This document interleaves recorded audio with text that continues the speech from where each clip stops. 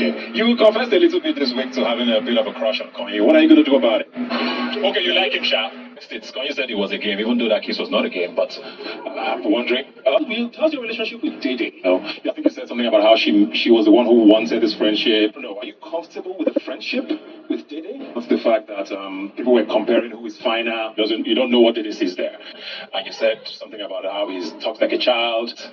You called him a chihuahua. This is a continuation video of tonight's live show. Please do well to watch the part 1 before this very one so as to be updated and know why I'm starting off from Midday.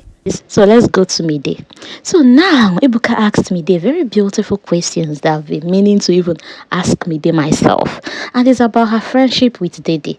I don't want to say that these two people are not friends, because if I say it now, Midday's people will come and be telling me, you don't like Midday. But we've heard conversations. We see Midday talk about Dede, and they barely even talk about or discuss Midday with other housemates. But Midday, all the time, you're comfortable discussing your friend, saying things she confided in you about.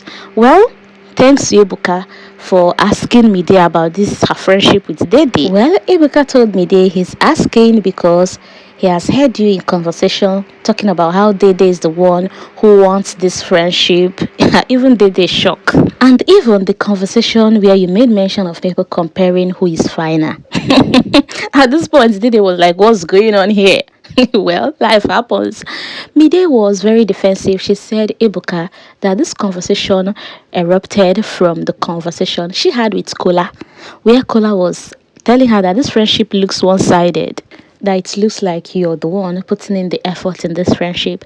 And Midday then said she now clarified Kola, telling Kola that it was Dede who, when they entered this house, said, oh, let's do this together, let's do this together. And because we already know ourselves, pirates are coming in here, let's be friends. Well, the car then leads us to Kola. See, Ebuka came prepared today. So Ebuka told Kola that in 2 conversations now, the first one you made reference, you referred to Coin as a child, a baby, that he talks in a very childish way, that you do not even see what they saw in that guy. You made reference to him as a baby. And in another conversation, you called him Chihuahua. Well, Kola gave a long explanation saying that calling Coin a child, saying he speaks in a very childish way, is like, for instance, in this house, Joanna is 21, but Joanna talks in a very matured way, that it's not coming from a place of hate. He's just trying to say that he's young and he's quite shows he's young. He talks like a young person, and the whole Chihuahua thing is more like a baby brother. Like, when did Chihuahua become a baby brother? Like, guy, come on now. Well, Ebuka then told him that you people seems to like animals in that house. Well, up next we have Jason J. So Ebuka asked Jason J, what's up with you and Sultana? And he said they are cool, they are getting to know one another, each other. And Ebuka was like, you're getting to know each other after you've kissed. Well, Ebuka then asked the most important question, that do you see this going further than mere friendship? And he said no. And Ebuka then went to Sultana. Ebuka then asked Sultana, what's up with Jason J? And Sultana said, well, just like Jason said, we are friends. Well, Ebuka then asked her, why did you stop talking to Coin? And she said, no, that she still talks to Coin, although she gave an arm's length so as not to give life to that whole narrative. And Ebuka was like, what narrative? And she said, the kissing stuff. And Ebuka then asked her, what's wrong with that narrative? What's wrong with it? She said, well, she doesn't want it for herself. Everybody knows what they want for themselves. That particular one, she doesn't want it for herself. And Ebuka now said, well, that the kiss stuff that happened, although you said it was a game, but it wasn't a game. A game. It didn't happen in the midst of any game. And Sultana was like, it was, we have witness. Because there were no witnesses. And honestly, there was no witnesses that night. I personally, I watched. I watched how it started, how it ended. The video is still on my channel. No witness. Nobody saw the both of them. And they were not even playing any game. If they were even playing any game, it was a silly one. Because after the kiss, Koi even said, you taste salty. Your lips taste salty. And Koi was trying to find his hands around her body and how many tattoos does she have and where are they located. Like they weren't playing any goddamn game. Well, to wrap it up, Ebuka then moved to Tracy, asking Tracy about how she opened up to have a crush on Coin. Ah, Omo. Tracy changed her immediately for Ebuka, saying Coin, me, crush, how?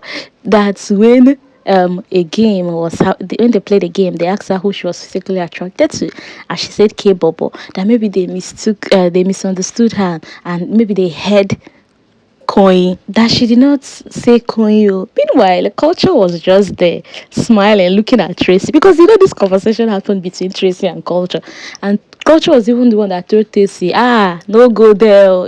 It's a no go area at all, and this is Tracy giving us African magic, like this husband, these husbands, they go why you, but no panic.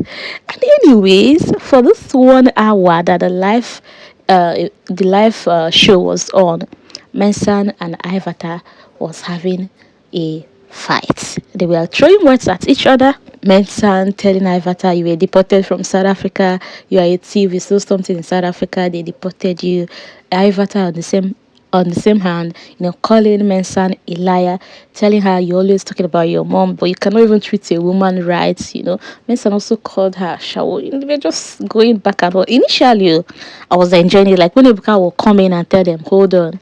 And when Ebuka goes out, they continue. I was enjoying it, but they need to wrap it up, man. Because Araba Live Atao, they need to wrap it up. They should wrap it up at this point. It's getting too much. It could even lead to I'm seeing it that they will have a physical fight. I don't know, but I'm beginning to see it that way, especially when Mensan called her an Ashawo, and how Ivata like wanted to go down the staircase, but Mensan was no longer there. I beg, they should wrap it up. But anyways, let me ask you a question. Did you enjoy tonight's show? For me, Ebuka came through. Ebuka came prepared. But let me hear your opinion, and which hot seat did you enjoy the most? And whose reply did you enjoy the most? Okay? The person I enjoyed his reply is Bright Morgan. Bro, he just said it with his full chest. It's now left for the two ladies to know what they want for themselves. Anyways, let me read your opinion. I'll see you in my next video. Let's know who will be getting interim HOH tonight. Enjoy the rest of your night. Bye. How are things with Sultana going? When I don't kiss, so after kissing, you get to know.